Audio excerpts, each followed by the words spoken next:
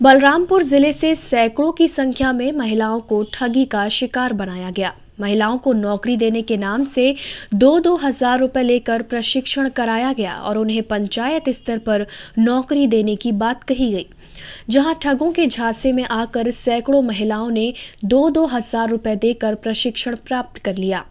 लेकिन नौकरी के नाम पर सिर्फ आश्वासन ही दिया गया, जहां महिलाओं को आभास हुआ कि उनके साथ ठगी की गई है। तो महिलाओं के द्वारा बड़ी संख्या में जनपद अध्यक्ष विनय सिंह पैकरा, जनपद पंचायत उपाध्यक्ष भानु प्रकाश दीक्षित को सारी बातें बताई गईं और उनके साथ बलरामपुर थाना पहुंचकर शिकायत आवेदन देकर कार्यवाही की मांग की गई, जहां ग्रामीणों को थाना प्रभारी सुरेंद्र ऊ के द्वारा आवेदन के आधार पर कार्यवाही करने की बात कही गई। थाना प्रभारी सुरेंद्र ऊ के द्वारा बताया गया कि बैकुंठपुर के अमित मिश्रा, सूरजपुर के लकी यादव के साथ 8-10 लोगों ने इन महिलाओं को पंचायत स्तर पर सोसाइटी की निगरानी, आंगनबाड़ी की निगरानी, नौकरी दिलाने के नाम से प्रशिक्षण देकर नौकरी देने की बात कही थी। मेरा नाम मायावती है, मैं ग्राम टांगर महरी की रहने वाली हूँ। क्या हुआ है आप लोगों के साथ थाना में शिकायत कराना है?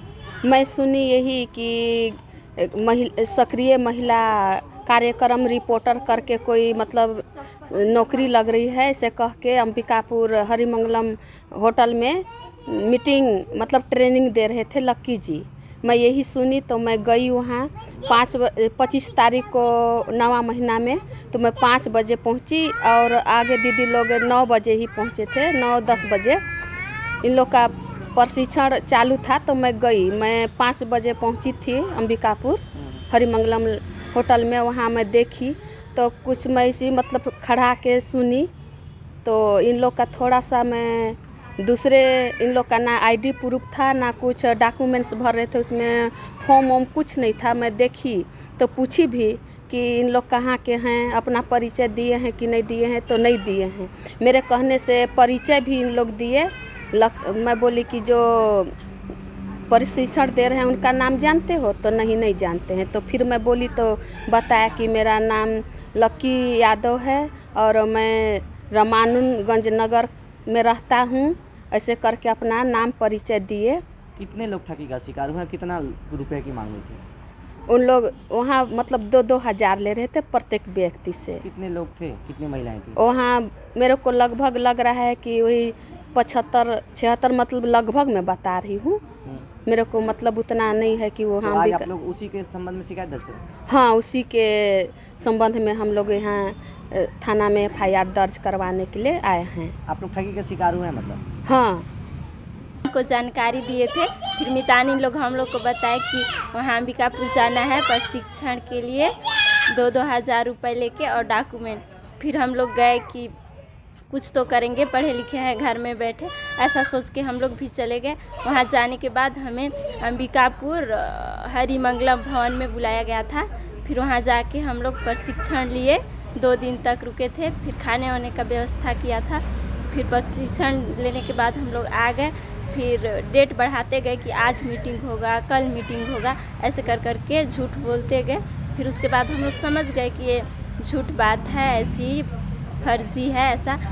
फिर हम लोग पैसा वापस मांगने लगे, तो पैसा देने आए थे आज, तो पैसा भी नहीं दे रहे हैं। तो आप लोग थाने में शिकायत दर्ज कराएं? हाँ, इसलिए हम लोग शिकायत दर्ज कराने के लिए आए हैं थाने में।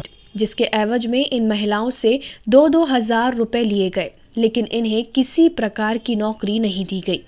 जहां लिखित आवेदन पर हमने मामला दर्ज करते हुए आरोपियों के विरुद्ध धारा 420-34 के तहत विवेचना में लिया गया है। जांच के दौरान जो भी तथ्य सामने आएंगे उसके आधार पर कार्रवाई की जाएगी।